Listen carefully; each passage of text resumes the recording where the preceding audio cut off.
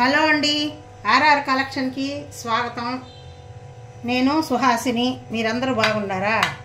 నేను బాగున్నానండి. మీరందరూ కూడా బాగుండారని అనుకుంటాను.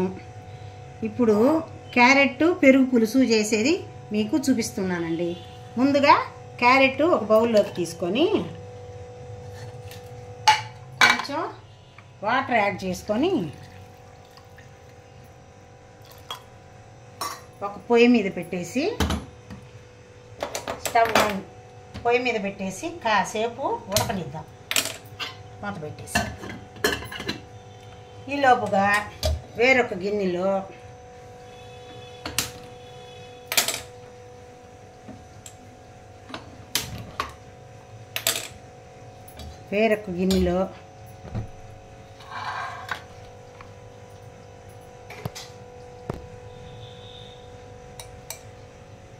కొద్దిగా ఆయిల్ యాడ్ చేసుకొని, కొంచెం చాలండి,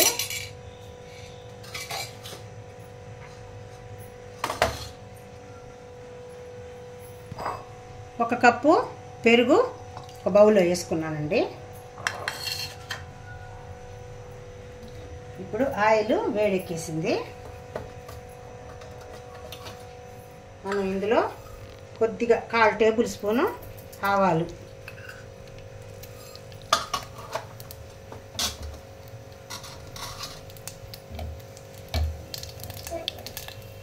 ఒక 1/4 టేబుల్ స్పూను జీలకర్ర,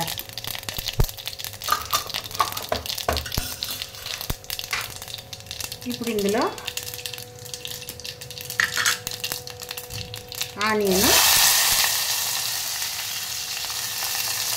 ఒక 2 పచ్చిమిర్చి,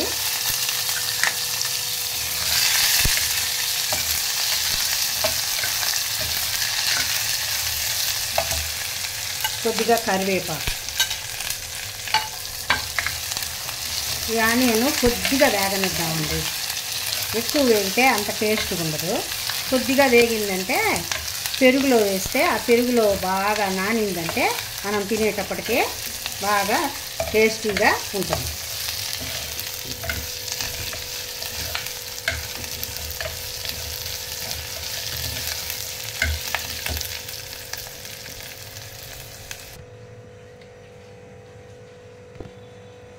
ఇది ఆనియన్ కొంచెం వేయించుకున్నామండి.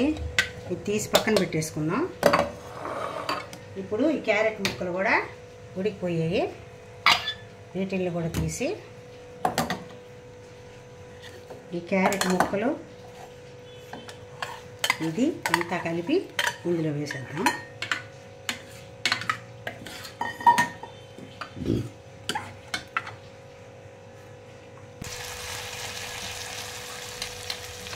ఆనియన్లో మనం కొంచెం ఉడికించుకున్న క్యారెట్ కలిపేసానండి.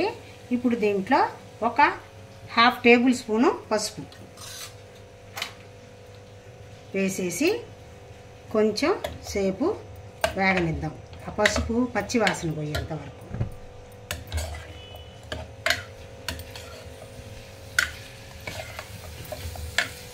ఇది అయిందండి. కొంచెం దీన్ని చల్లారనిద్దాం. చల్లారిన తర్వాత కలపదాం. వేడిగా పోస్తే పెరుగు పాడైపోద్ది కదా, అందుకని ఇది చల్లారనిద్దాం. ఇప్పుడు ఇందులో తగినంత సాల్ట్ వేసేసుకున్నాం.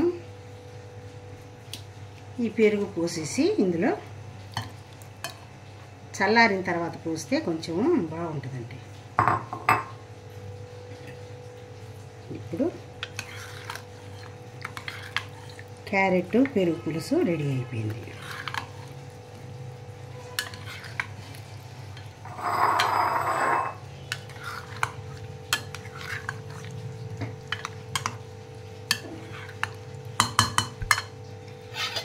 ఇప్పుడు మనం ఇంకొక ఐటెం చేస్తాం.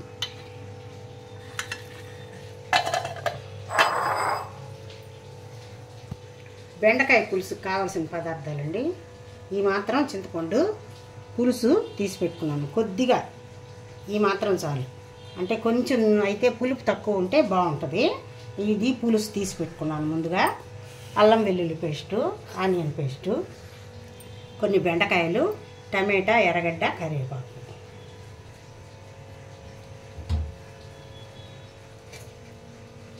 ఇప్పుడు ఇందులో ఆయిల్ వేసుకుంటాం.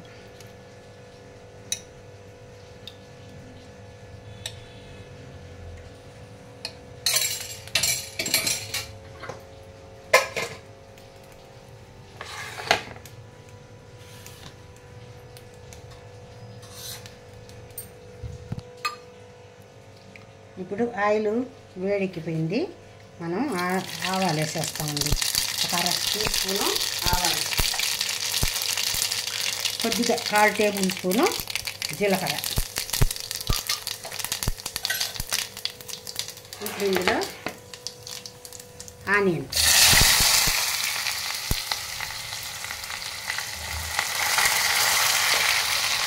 కరివేపాకు,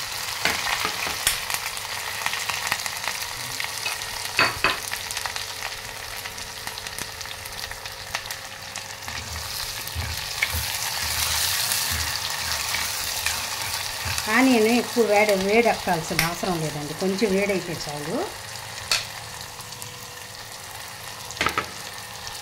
ఇప్పుడు ఇందులో 1 టేబుల్ స్పూను కొద్దిగా ఆనియన్ అల్లం వెల్లుల్లి పేస్టు,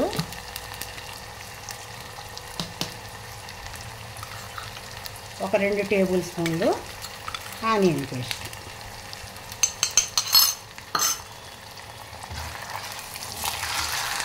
ఇది కొంచెం ఎక్కువ వేడక్కర్లేదు, లైట్గా వేడితే చాలు.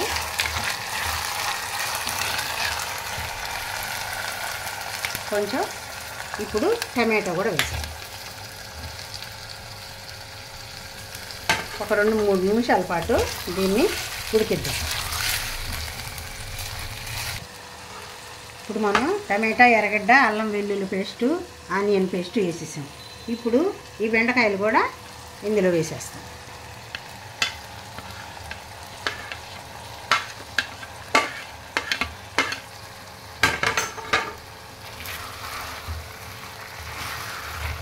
ఇవి ఇలా ఆయిల్లో వేగుతూ ఉండేటప్పుడే మనం అన్నీ ఇందులో వేసేసుకుంటామండి.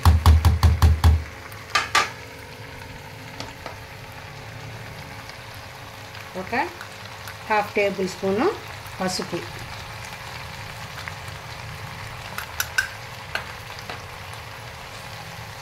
తగినంత ఉప్పు, మీ టేస్ట్కి తగినంత వేసుకోండి ఉప్పు, కారం.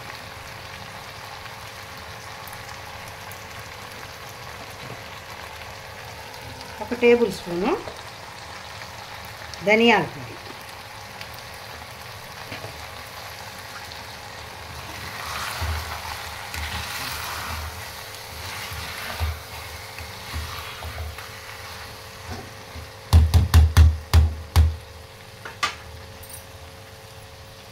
ఇప్పుడు 2 టేబుల్ స్పూన్లు, మా టేస్ట్కి తగినట్టు 2 టేబుల్ స్పూన్లు కారం వేసానండి.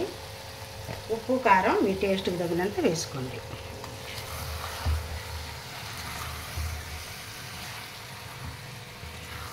ఒక 2 నిమిషాల పాటు మగ్గనిద్దాం. 2 నిమిషాల పాటు సిమ్లో కొంచెం మగ్గనిద్దాం. ఇప్పుడు 2 నిమిషాల పాటు మనం మగ్గనిచ్చాం కదా, ఆయిల్ అంతా బాగా బయటకు వచ్చేసిందండి.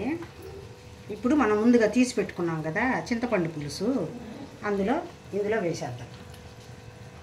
చింతపండు పులుసు ఎక్కువ ఉండిందంటే, పులుపు ఎక్కువ ఉండిందంటే బాగుండదండి టేస్ట్, అందుకని కొద్దిగా వేసుకున్నాను.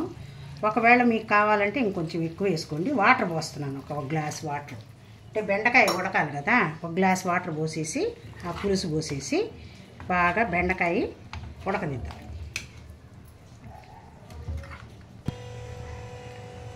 ఇప్పుడు బెండకాయ ఉడికిపోయి ఉంటే ఉప్పు కారాలు చూసుకొని ఆపేసుకోవటం అండి. మాకేమో అన్నీ సరిపోయి ఉంటాయి, మీకేమన్నా ఉప్పు కారాలు తక్కువ అయితే వేసుకోండి. బెండకాయ ఉడికిపోయింది. ఇప్పుడు దాన్ని మనం తీసి